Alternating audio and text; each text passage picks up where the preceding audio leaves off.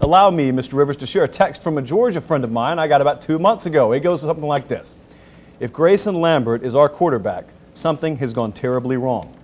Today, Grayson Lambert was named starting quarterback at the University of Georgia, and that same fan informed me shortly thereafter they're taking Georgia to win the SEC anyway. And the bottom line is you got to be better than Tennessee, and you got to go up there to beat them probably to win the East.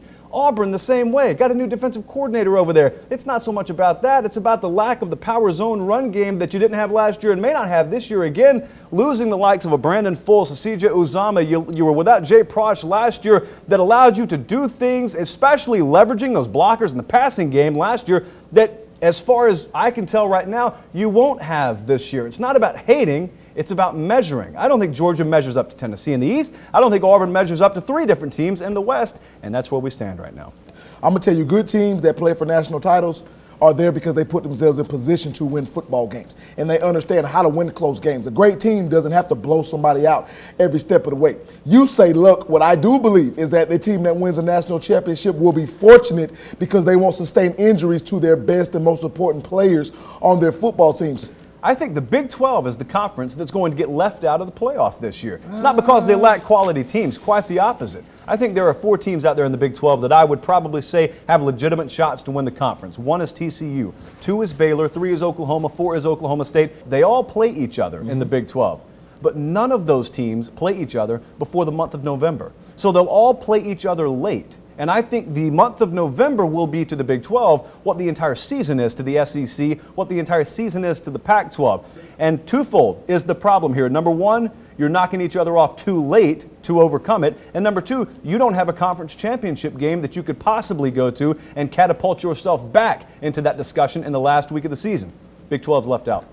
But you're going to have to run the ball to win football games. So guys like Oklahoma, like Alabama, like Auburn, like LSU, like Ohio State, I guarantee you they're going to have bell cow running backs, and they're going to give it to their running backs when the game is on the line instead of lining up in shotgun on 3rd and 1. And that's in my mind. Contenders equal being able to stop the run in 2015. All I keep hearing is I'll give the edge to this team to make the playoff because of not quality of team, because of schedule. So we're admitting there that schedule is a significant advantage to some teams and a disadvantage to others. Now, I want to stop and ask you this. If you and I were brothers and our mom put you in advanced calculus and put me in remedial math, I made the A-, you made the B+, would anyone sit here and say, good job, Josh, you're the best student in this family? Of course they wouldn't. But yet we're somehow able to look at maybe a 1-loss Big Ten team or a no-loss Mountain West team, and we can't rationalize picking a 2-loss SEC team over them in the playoff selection process. Jonathan Rivers teased his conference champions. Why don't you just go ahead and take your opportunity now to unveil those to the world? Well, we're going to start with the SEC, right? Let's do it. And I'm going to tell you, I'm picking Georgia to win the SEC this year. And it's a toss-up at quarterback for me. When I made this pick, I didn't know who the starter was going to be. Now we know who the starter is going to be. We sure do. We know it's Grayson Lambert. Couldn't care less because I didn't make my pick predicated on the quarterback position solely. You ever seen the movie Independence Day? I have. You know that scene where they're headed to the White House and everyone else is headed out of town? Oh, wait, yeah. That really reminds me of you in Georgia right now. But I commend you because they ended up saving the world. So I commend you.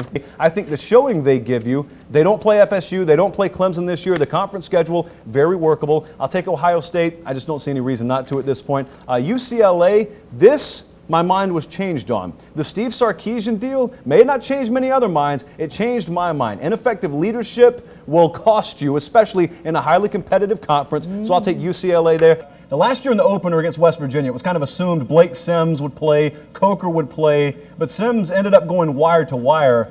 How likely or maybe unlikely is that to happen this weekend with any one guy?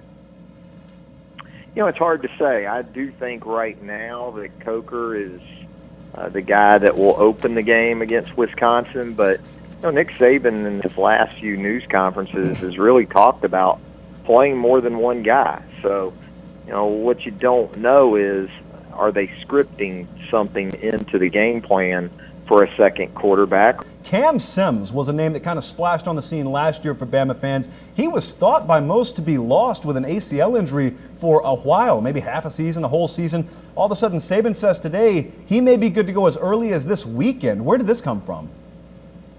Yeah, that one kind of came out of the blue because it was multiple ligaments that he had to have repaired in that knee, not just the ACL. So it was believed that his road back was going to be a good bit longer than even Bo Scarborough's, the running back who did an ACL in the spring. So that was surprising, but good news, because I think he was a guy who really was going to push Robert Foster for that X position in the wide receiver rotation.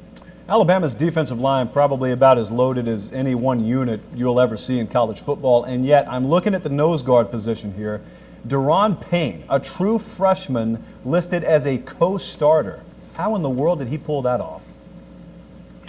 He's unlike any individual they brought in at that position. I know you're thinking, well, what about Terrence Cody? You know, Mount Cody was unique in his own right, but when I say that Payne is unlike any other player at that position that they've brought in, it's his athleticism. You watch this guy go through bag drills during individual work, and it's not like you're watching a nose tackle at all. It's almost like watching a jumbo linebacker.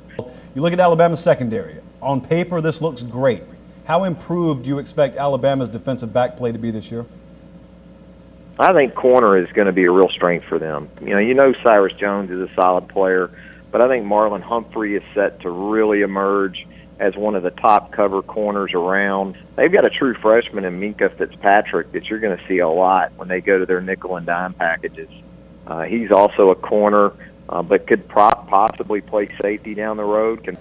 So, we just got hit up. Late message here in the FNDS Facebook inbox, but we'll read it. Wes Jones, you guys are dead wrong about the Big 12. I know my Longhorns will be in the playoffs.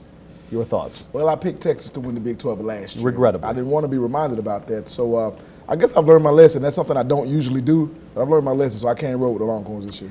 Yeah, I am a reformed sports bettor. Be that as it may, Wes, I happen to know of many worthy charities out there that would be happy to take a friendly wager on this if you'd like to back it up.